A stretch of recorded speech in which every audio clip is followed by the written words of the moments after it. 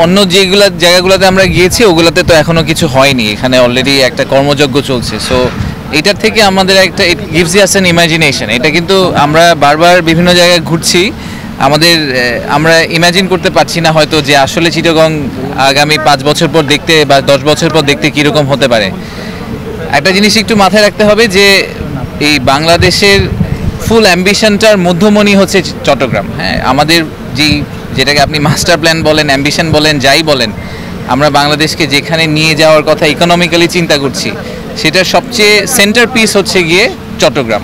এবং চট্টগ্রামের এই সেন্টার পিসটার একটা অংশ আমরা এখানে দেখতে পাচ্ছি। এই পোর্টটা আরও এফিশিয়েন্ট হবে, সাথে আরও অনেকগুলো পোর্ট দাঁড়িয়ে যাবে, and Chittagong will become basically the true commercial hub, যেটা আমরা সবসময় বলে আসছি যে ঢাকা হচ্ছে গিয়ে পলিটিক্যাল ক্যাপিটাল, ঢাকা হচ্ছে গিয়ে আমাদের ফাইন্যান্সিয়াল ক্যাপিটাল, বাট আমাদের কমার্শিয়াল ক্যাপিটাল সেটা হবে চট্টগ্রাম, এবং এই ট্রেডের কারণেই হবে। তো আমি আশা করছি যে এই কর্মযজ্ঞ আরও বাড়বে, আরও এফিশিয়েন্ট হবে। আমি একটু আগে আলাপ করছিলাম যে আমি ফরচুনেটলি আমার একটা সুযোগ হয়েছিল গত মাসে দুবাইতে যে জেবেল আলী পোর্ট আছে, ওয়ার্ল্ডের one of the largest free trade zone, সেখানে যাওয়া। তো সেখানে এই ক্রেনগুলো এরকমই ক্রেন অপারেট করে, কিন্তু আরেকটু অ্যাডভান্স টেকনোলজি সেখানে। ইনফ্যাক্ট আমি দেখেছিলাম যে একজন ওনাদের এখন তো female workforce is also deeply into আপনার এই ইন্ডাস্ট্রিতে।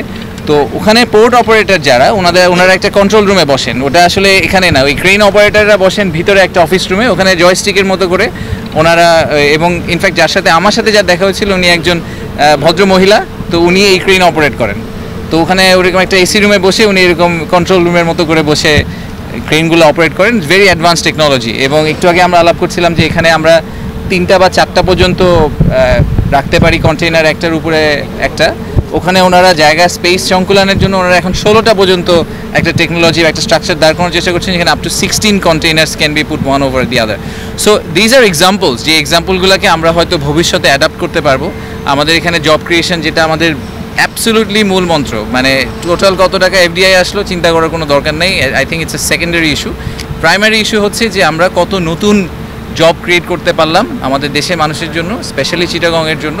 সো আমাদের আশা হচ্ছে যে as we move very fast, কারণ এটা আসলে ইকোনমিক ডেভেলপমেন্ট সব গভর্নমেন্টেরই প্রাইমারি এজেন্ডা হওয়া উচিত বাংলাদেশে। তো এই ইকোনমিক ডেভেলপমেন্টের জন্য এই টার্মিনালগুলোকে আমরা যত বেটার, যত এফিশিয়েন্ট, যত ওয়ার্ল্ড ক্লাস করতে পারবো, তত আমাদের ওভারঅল ব্যবসা পরিস্থিতির জন্য অনেক বড় একটা কন্ট্রিবিউশন তারা করতে পারবে।